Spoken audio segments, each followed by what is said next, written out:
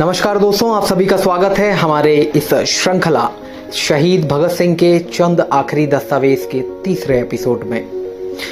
दोस्तों, आप सभी ने सुखदेव का नाम अवश्य सुना होगा, जरूर सुना होगा। अगर भगत सिंह का नाम लिया जाता है तो सुखदेव और राजगुरु की भी बात होती है। कई बार क्या होता है कि मित्रता में हम कई संबंध निभाते हुए हमारे बीच में मनमुटाव की स्थितियां बनती हैं, और ऐसा नहीं था कि इन लोगों के बीच में भी कभी मनमुटाव की स्थितियां नहीं बनी हो। कुछ स्थितियां ऐसी बनी, और उस समय एक दोस्त का कर्तव्य होता है कि वो आगे बढ़कर और अपने मित्र को संभाले, और उसको अगर सफाई भी देना पड़े तो उससे भी गुरेज नहीं होना चाहिए, क्योंकि एक संबंध ही ऐसा है।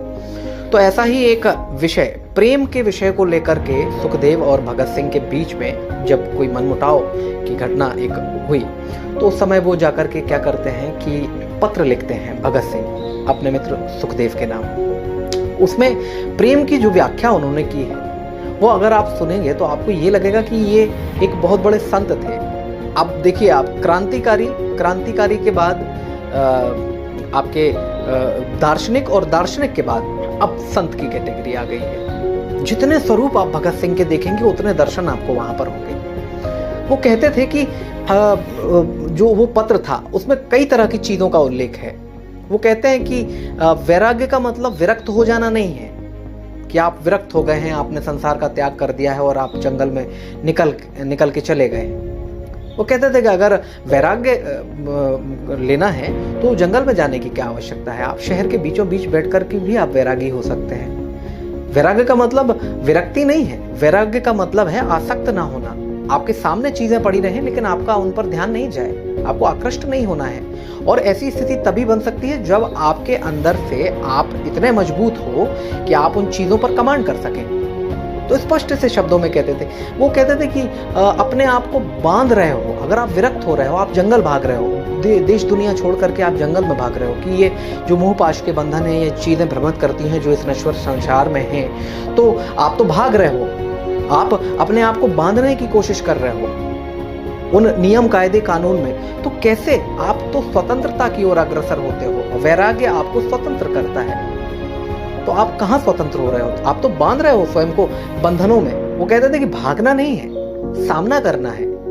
आज नहीं तो कल आपके अंदर वो क्षमता विकसित होगी जिससे आप वैराग्य के नाम से जाने जा सकते हो।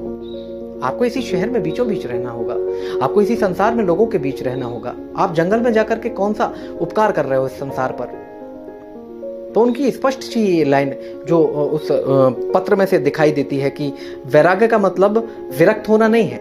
आप आसक्त अगर नहीं हो रहे हैं तो आप वैरागी कहलाने के हकदार हैं। सच्चे प्रेम की बात करते हैं उस पत्र में वो, और इसी प्रेम के ऊपर ये पत्र लिखा गया था। वो कहते हैं कि सच्चा प्रेम जो है ना, वो वैराग्य की तरह होता है जिसमें लाभ हानि घाटा मुनाफा कुछ नहीं होता। आप भी गौर करके देखिए, जिस इंसान से आपको सबसे ज्यादा प्रेम हो वहां पर हम कोई गुणा भाग नहीं लगाते, हम बुद्धि का प्रयोग नहीं करते, क्योंकि प्रेम समर्पण का आधार है। प्रेम समर्पण से आएगा, सिद्धांतों से नहीं आएगा। आपने बुद्धि लगा दी तो व्यापार हो गया, लाभ हानि के मुनाफे की बात कर दी तो व्यापार हो गया।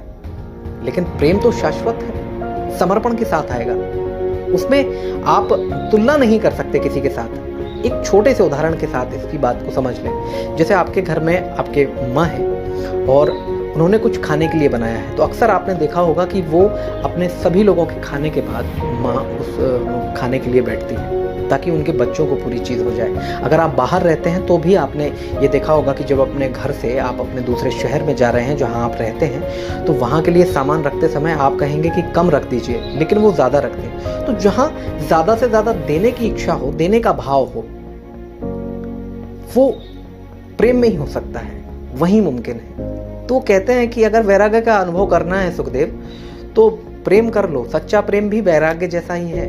वहां आपको कुछ नजर नहीं आएगा, आपकी बुद्धि का तो प्रयोग होता ही नहीं है, और सही गलत भी नहीं होता है। वहां कुछ है ही नहीं, निर्वात जैसा है, सब कुछ निर्वात जैसा। वहां केवल आनंद ही आनंद है। आप आनंद की अनुभूति कर पाओगे अगर आप प्रेम में उतर जाते हो।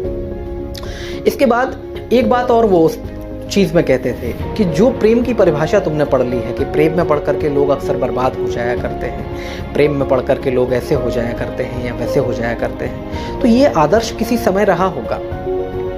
ये अति आदर्शवाद उचित नहीं है। आप किसी सिद्धांत को लेकर के बैठ जाओ और उस सिद्धांत को पकड़े रहो और वो समय के साथ परिवर्तित हो जाए तो आपका तो वो आदर्श झूठा साबित हो गया ना। समय और देशकाल के अनुसार परिस्थितियां बदलती हैं, तो अति आदर्शवाद उचित नहीं है। अंधश्रद्धा नहीं करनी चाहिए, अंधभक्ति नहीं करनी चाहिए। और इसके साथ ही वो कहते थे कि अगर मान लो कभी किसी की जान बचाने के लिए या कोई बड़ा काम करने के लिए जिससे बहुत बड़े वर्ग का हित होने वाला है, वहां पर अगर उस आदर्श की आपको तिलांजलि देनी पड़े तो आप चूकना मत, भले ही वो सत्य का दूसरा स्वरूप क्यों ना हो। तो वो उनका जो था वो भौतिकवादी व्यक्ति थे, यथार्थवादी व्यक्ति थे। वो कहते थे कि हो सकता है कि कल मैं किसी और चीज में विश्वास कर रहा हूं, आज की परिस्थितियां किसी और चीज के साथ सपोर्ट कर रही हूं, तो आज के अनुसार जीना होगा, कल के अनुसार उस नियम का हवाला नहीं दिया जा सकता। तो कितने सुंदर से दृष्टांत हैं। दो बातें इस एपिसोड में जो हमारे निकल करके आई हैं। पहली जो मैंने आपको बताई कि वैराग्य जो है वो विरक्त हो जाना नहीं है, और दूसरी चीज जो है कि अति आदर्शवाद उचित नहीं है। ये दोनों चीजें प्रेम के ऊपर जो कहा गया था, जो सुखदेव ने कहा था, तो उसके ऊपर सफाई देने के लिए अपने मित्र को ये पत्र उन्होंने लिखा था कि आप इस तरह से किसी भी चीज को परिभाषित नहीं कर सकते।